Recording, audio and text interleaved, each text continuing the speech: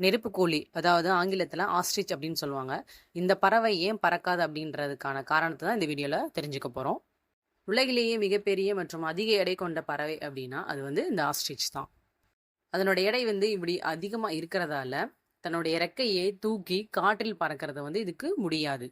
அதிக எடை தான் மிக முக்கியமான ஒரு காரணம்.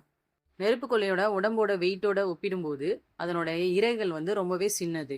சின்னதா மட்டும் இல்லாது, அந்த இறகுகள்லாம் வந்து பார்த்தீங்கன்னா, ரொம்பவே லேசா இருக்கிறதால, மற்ற பறவைகள் மாரி காற்றுல தன்னோட ரெக்கைய தள்ளி தள்ளி மேல பறக்க முடியாது.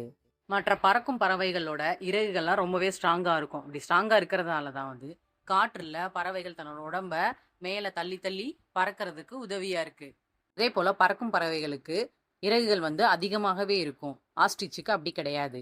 அதே போல பறக்கும் பறவைகளுக்கு அதனுடைய மார்பு பகுதியில ஹீல் அப்படின்ற எலும்பு இருக்கு. இந்த எலும்பு வந்து பறக்கும்போது அதனோட தசை நார்களை ஸ்ட்ராங்கா பிடிச்சுக்கிறதால பறக்கும் பறவைகள் ஈஸியா பறக்க முடியுது. ஆனா ஆஸ்ட்ரிச்சுக்கு இந்த மாதிரி ஹீல் என்ற எலும்பு கிடையாது. அதனால தன்னுடைய இறகை வந்து தள்ளி தள்ளி மேல பறக்க முடியாது. உடல் எடை அதிகமா இருக்கிறதாலையும் சாலிட் போன் இருக்கிறதாலையும் இவ்வகை பறவைகளால பறக்க முடியறது கிடையாது. பறக்கும் பறவைகளுக்கு ஸ்ட்ராங் மசில்ஸ் இருக்கிறதால தன்னோட இறகை வந்து முன்னோக்கியும் பின்னோக்கியும் அதனால் பறக்க முடியும்.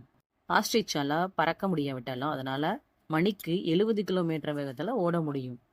ஆஸ்ட்ரிச்சுக்கு நீளமான ஸ்ட்ராங்கான லெக்ஸ் இருக்கிறதால அது எந்த திசையில் ஓடுதோ அந்த திசைக்கு ஏற்ற மாதிரி தன்னோட உடம்பை வந்து சமப்படுத்தி ஓடுறதுக்கு உதவுது.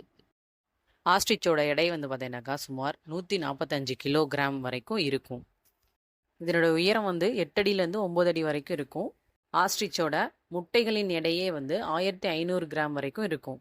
அப்படி இடக்கூடிய முட்டைகளை வந்து பெரிய ஆழமான குழியை தோண்டி அதில் தான் பாதுகாக்கும். தோண்டக்கூடிய குழியோட அளவு வந்து பார்த்தீங்கன்னா 30லேருந்து 60 சென்டிமீட்டர் வரைக்கும் இருக்கும். ஆஸ்ட்ரிச்சோட கண் பார்வை வந்து ரொம்பவே கூர்மையாக இருக்கும். இவை வந்து பொதுவாக வந்து ஆப்பிரிக்காவில் காணப்படுகிறது. ஆஸ்ட்ரிச் வந்து தாவரங்கள், இலை, செடி, கொடி, வேர்கள் இதை மட்டும் இல்லாமல் அதன் பூச்சிகள், பல்லிகள், தவளைகள் எல்லாத்தையும் உணவாக சாப்பிடுது.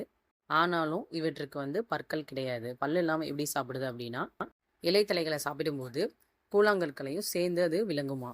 அதோட வெயிட்லேயே சுமார் 1 கிலோ வரைக்குமே கல் இருக்குன்னு சொல்கிறாங்க.